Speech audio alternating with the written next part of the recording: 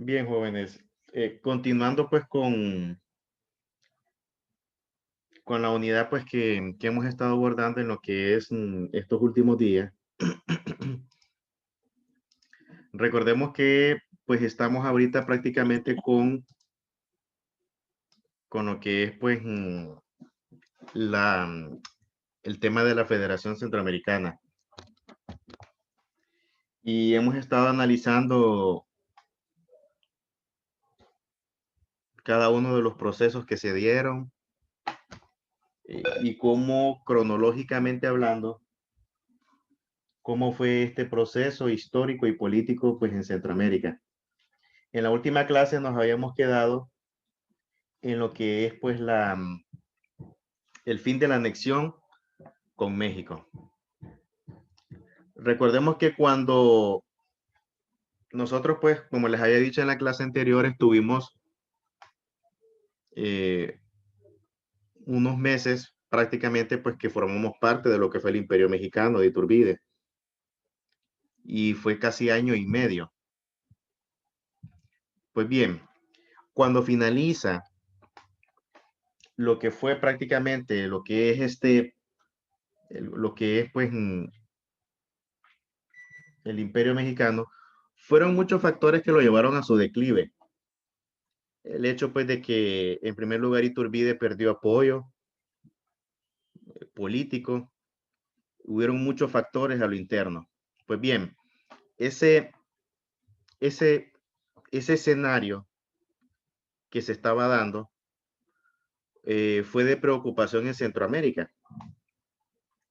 Fue de preocupación al punto de que prácticamente ya era inevitable la caída de lo que era el gobierno mexicano. Por consiguiente, se tenía que, Centroamérica tenía que buscar otras alternativas, tenía que ver qué era lo que podía hacer y lo vieron como una oportunidad para separarse de México. Fue una oportunidad. Pues producto de esas situaciones entonces, producto ya de lo que era esa difícil situación que estaba sucediendo, entonces en Guatemala las autoridades convocan de emergencia al Congreso General de las Provincias de Centroamérica. Cuando nosotros hablamos del Congreso General de las Provincias de Centroamérica, estamos hablando que es una entidad en donde hay representación de todo lo que es Centroamérica. En el Congreso están representados prácticamente todos los sectores centroamericanos. Entonces se convoca al Congreso, se convoca para que el Congreso tome una decisión. Que cuál iba a ser el paso que iba a tomar Centroamérica producto de la situación que estaba pasando. Entonces el Congreso se instala. El Congreso se instaló el 24 de junio de 1823. Entonces comenzaron los debates, las deliberaciones de cuál iba a ser el camino que Centroamérica debería de tomar. Y en el Congreso se plantean dos propuestas. Todos ya estaban conscientes de que el camino que iba a tomar Centroamérica era de estar formados como un solo país. Sin embargo, el debate que se da en el Congreso era bajo qué sistema político iba a estar organizada Centroamérica como una sola nación. Es ahí donde en el Congreso se divide en dos bandos. Las podemos conocerlas como dos facciones ideológica y políticamente contrarias. Teníamos a los conservadores por un lado. Y los liberales. Exacto, Daniel, vamos a anotarlo. Vamos a ver, aquí tengo mi lista. Presente, profe. Carlos Arturo. Carlos Arturo, ya la anoto, hijo. Vamos a ver, Daniel Díaz. Y vamos a anotar a Carlos Arturo.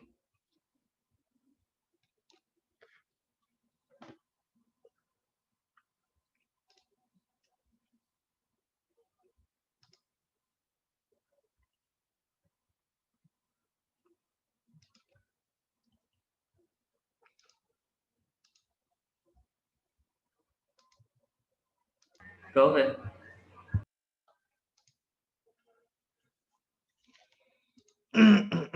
Ujú. Dígame, tengo una pregunta. lo escucho. Aparte de ese imperio mexicano, ¿habían otros imperios en Sudamérica? Recordemos de que cuando, y esa fue una de las aclaraciones que les hice, cuando Iturbide decide que se autoproclama emperador de México y se constituye México como un imperio, prácticamente solamente eso fue de, como quien decir, de boca, porque México no tenía las características de un imperio como tal. Recordemos que para las características de un imperio como tal es poder económico, más allá, o sea, poder económico a nivel mundial, poder político. Entonces, esos dos elementos son influyentes. Y México no era el caso. Cuando Iturbide dice que se autoconstituye como emperador, era parte de la locura de él, pues, en decir de que él era un emperador.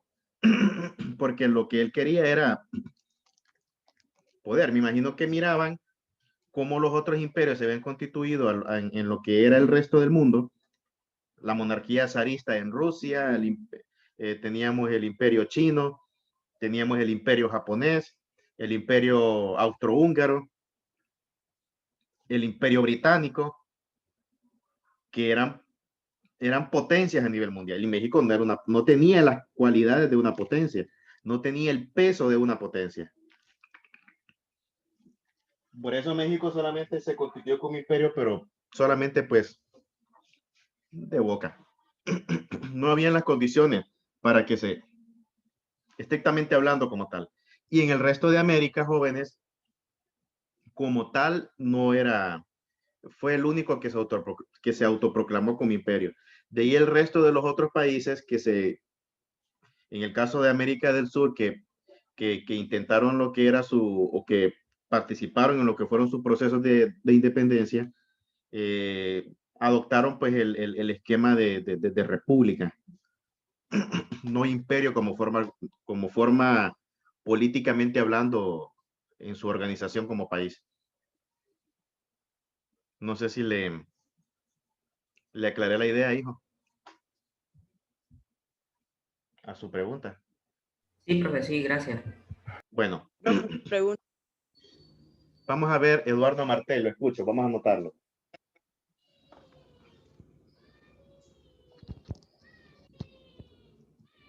Eduardo Martel. Vamos a ver, ¿qué me quiere decir, hijo?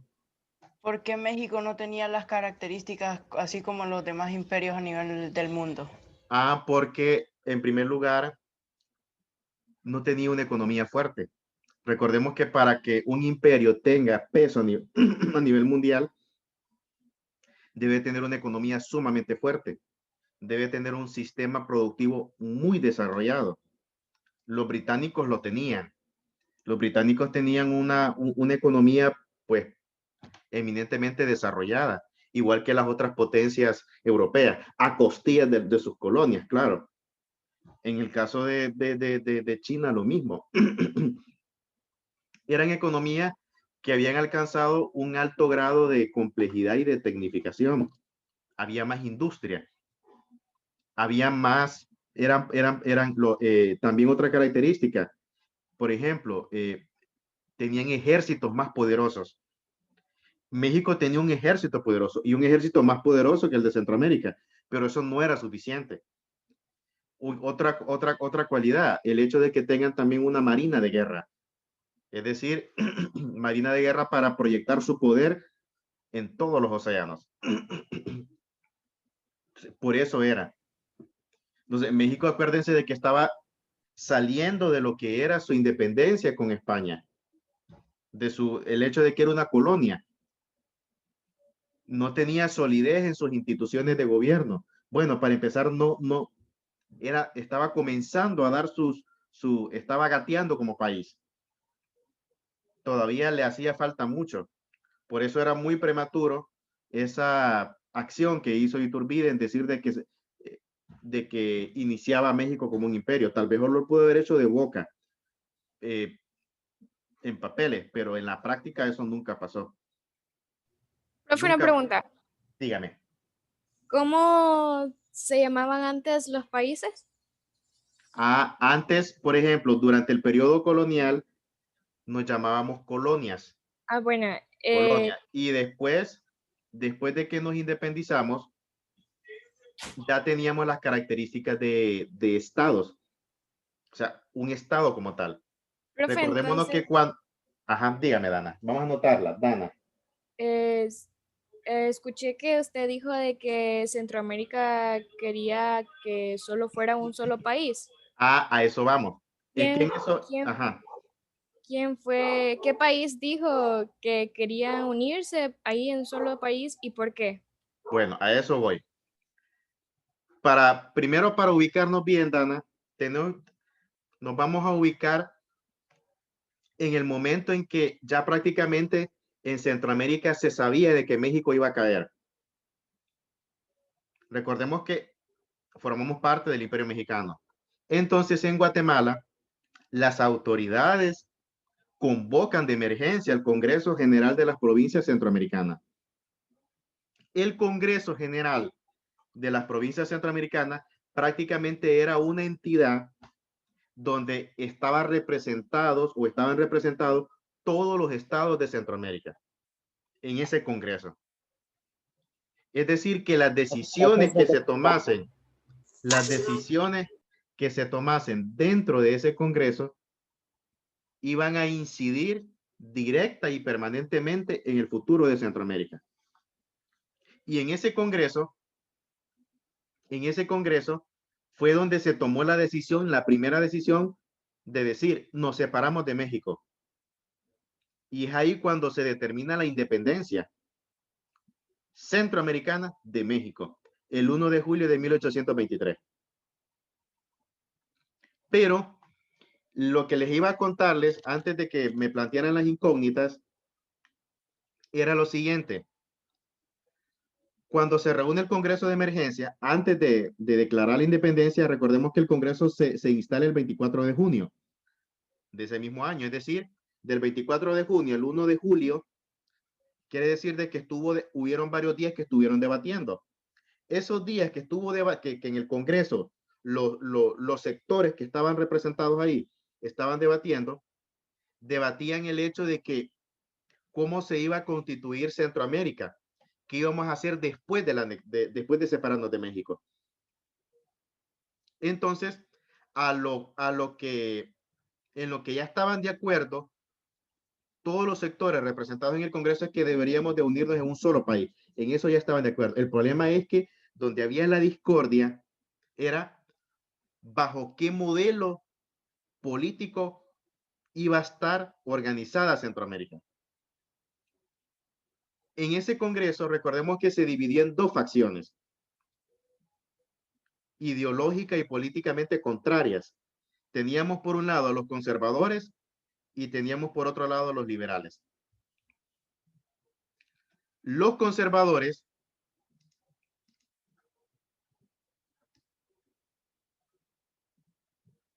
ya le respondo a la pregunta, Jeremy. Solo termino la idea para que no quede. Entonces, los conservadores hablaban de que Centroamérica debería de unirse bajo lo que es la figura de un Estado centralizado. Cuando hablo de un Estado centralizado es que, por ejemplo, todo el territorio centroamericano debería de estar unido y que cada una de las provincias no tenga independencia, sino que bajo un solo esquema centralizado.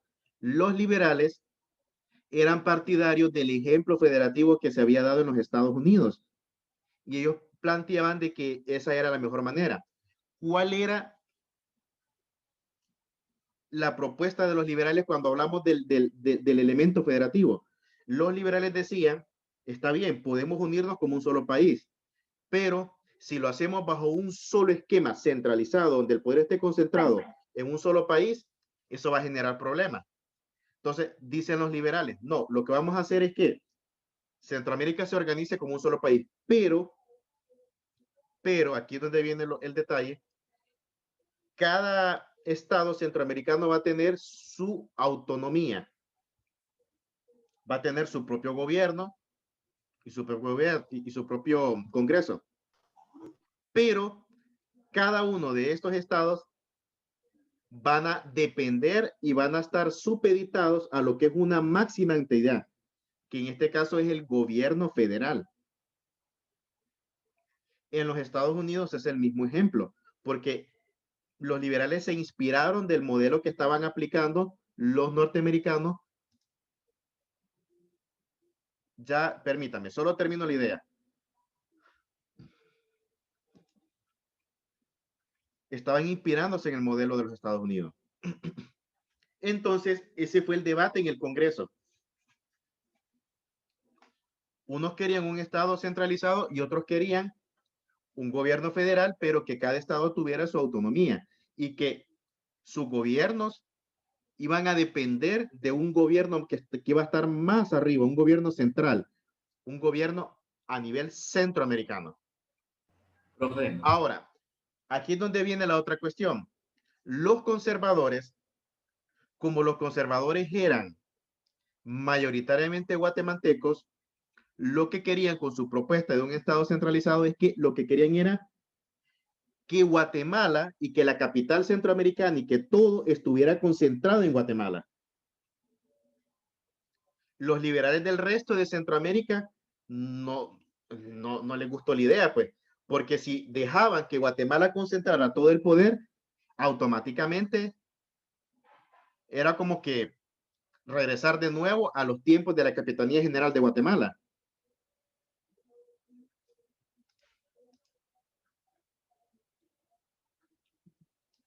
Entonces, por eso a los liberales no les gustó mucho la propuesta de los conservadores. Por eso no les gustó mucho. Entonces, por eso los liberales proponen eso, que cada estado que tenga su autonomía, pero hasta cierto punto. Pero que esos estados van a estar unidos bajo un solo esquema federativo.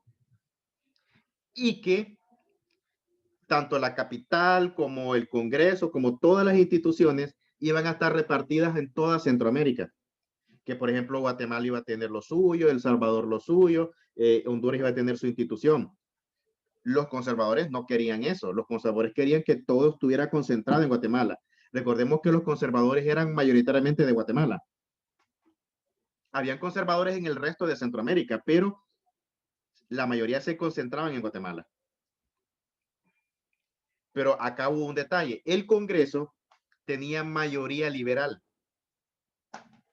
Entonces, por eso es que la propuesta de los liberales toma más empuje. Y es así cuando ya el 1 de julio, es decir, varios días después, el 1 de julio de 1823, el Congreso dice, bueno, decretamos la independencia de Centroamérica y también decretamos que Centroamérica se constituye bajo una sola república, un nuevo estado, una nueva nación, los 5 países bajo una nación,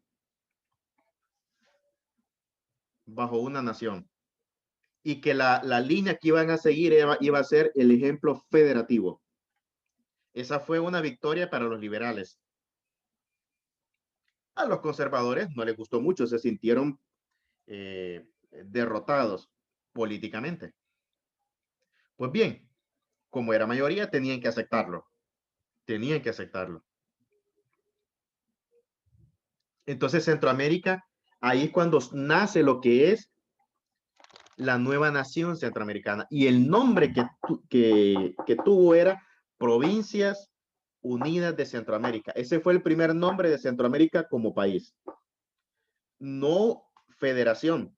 Recuerden que federación, el nombre de federación lo toma más adelante cuando ya entra en vigencia la Constitución Federal.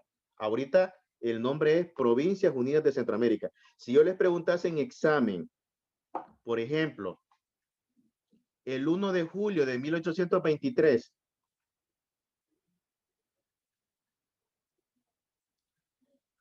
el Congreso decreta la creación de la Federación Centroamericana, ¿qué responderían ustedes? ¿Es correcta o es incorrecta? Incorrecta. Es incorrecta. ¿Por qué? Porque el Congreso no decretó la federación, sino que sí decreta que era un país centroamericano en su conjunto, pero el nombre es Provincias Unidas de Centroamérica. Hay que tener bastante y hay que ir diferenciando bien los términos para que no vaya a haber confusión. Ahí nace Centroamérica como una sola nación, jóvenes. A partir de ese día. Pero ese día fue un día muy ajetreado para el Congreso, porque no solamente sucedió eso,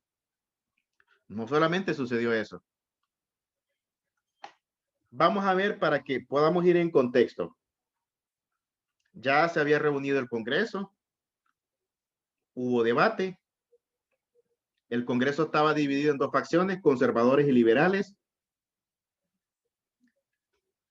Los conservadores querían un Estado centroamericano centralizado, donde su capital y todas sus instituciones estuvieran en un solo país, y indirectamente estaban pues tirando a que Guatemala quedara como ese país que concentrara todo. A los liberales no les gustó la idea, porque la idea es que todos los países tuvieran voz y voto y que tuvieran también, o sea, que el pastel se repartiera por igual. Entonces, por eso proponen los liberales la opción federal. Gana la propuesta de los liberales y entonces el Congreso dice, bueno, nos independizamos de México y también decretamos que se crea un nuevo estado centroamericano, y este estado le vamos a llamarle Provincias Unidas de Centroamérica. Este estado va a regirse bajo lo que es un modelo político de carácter federal. Sin embargo, ese mismo día, es decir, el 1 de julio de 1823, sucedieron otras cosas también. Ya teníamos la independencia y teníamos un nuevo estado. Teníamos un nuevo estado. Pero este nuevo estado que estaba, pues, acababa de nacer, ocupa lo que es una bandera y un escudo. Una bandera y un escudo. Entonces, ese mismo día, el Congreso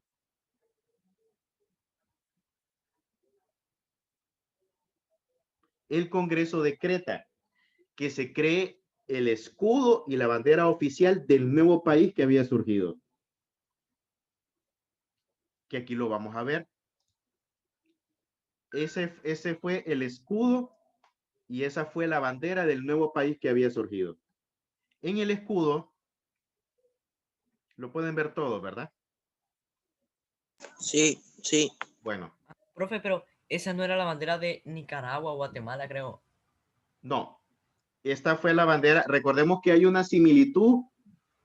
Posteriormente, las banderas de estos países adoptan se quedan con este ejemplo, pero este es el ejemplo inicial de la primera bandera, celeste, y que fue un esquema que se copió, en el caso de la bandera, de Argentina.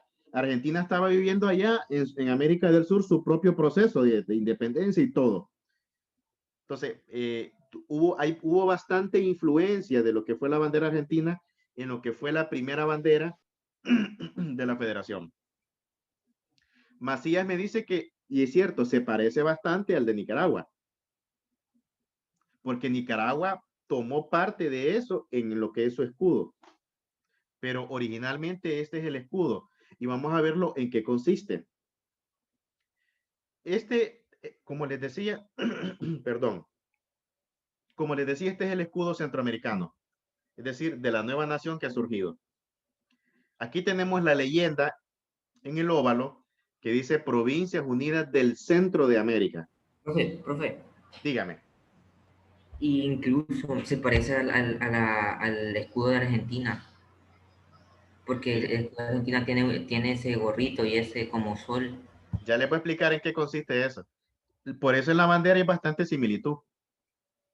Entonces, tenemos la leyenda. donde dice Provincias Unidas del Centro de América. Luego vemos que hay un triángulo equilátero. El triángulo equilátero, jóvenes, al ser una figura geométrica que hace referencia a lo que es el equilibrio, habla sobre el equilibrio perfecto que debe de haber entre los hermanos centroamericanos y entre cada uno de los países. Aquí vamos a ver que hay unos volcancitos. Ellos representan esas montañas, entonces esas cordilleras. Los 5 países. Estas montañitas representan cada una en un país de Centroamérica. Representan los 5 países de Centroamérica. Luego vamos a ver que aquí al fondo hay un gorrito sostenido por un palito, ¿verdad? Eso se le conoce como el gorro frigio. El gorro frigio es un símbolo que hace relación a lo que es la libertad y la igualdad. Y si ustedes se fijan, el gorro frigio está iluminando a toda Centroamérica. Metafóricamente hablando, dice que la libertad y la igualdad está por igual en toda Centroamérica. El gorro frigio es un ejemplo que fue tomado de un proceso que se llevó a cabo en Europa, en la Revolución Francesa, porque fue un distintivo, sumado también a otro distintivo que hubo. Por ejemplo, cuando los esclavos eran puestos en libertad, se les colocaba eso como símbolo de su libertad. Entonces, por eso es que se adoptó como un símbolo representativo, lo que es el gorro frigio. Aquí tengo yo, les voy a mostrarles un ejemplo de cómo cada uno de esos símbolos quedaron en lo que es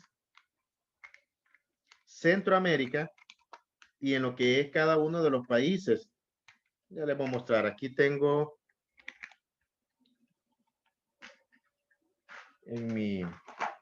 tengo una colección numismática. Déjenme buscar la idónea. Vamos a ver, aquí tengo una. Esta se ve mejor.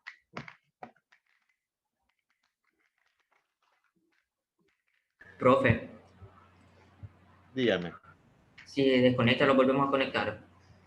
Sí, son 2 horas. Ok, voy a conectarme de mi teléfono para que vean el ejemplo que les estoy... Porque como tengo la cámara de la computadora, no puedo mover octavo A. Vamos a ver.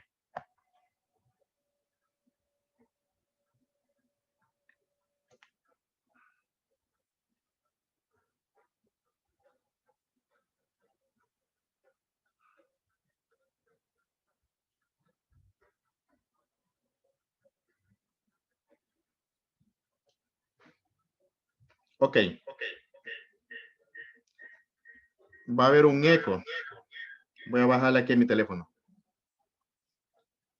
Lograron ver que me conectó con mi teléfono, ¿verdad? Sí. Bueno, pongan el video ahí. Aquí yo les estoy mostrando, esta es una parte de mi colección. Estas son monedas. Esta, por ejemplo, es una moneda de 1827. También tengo aquí, esta es una de la Federación Centroamericana. O sea, una moneda original de la Federación Centroamericana. O sea, de estas hay pocas a nivel nacional. Esta es de 1831. Es de la Federación Centroamericana, de 1831. Saquen la cuenta. 1831 menos 2020. ¿Cuántos años tiene? Y tengo... Profe, Pero a lo que yo les quiero explicar, el ejemplo, aquí, ustedes van a ver, logran ver, permítanme, voy a darle, Ahí está. ¿Logran ver el triángulo?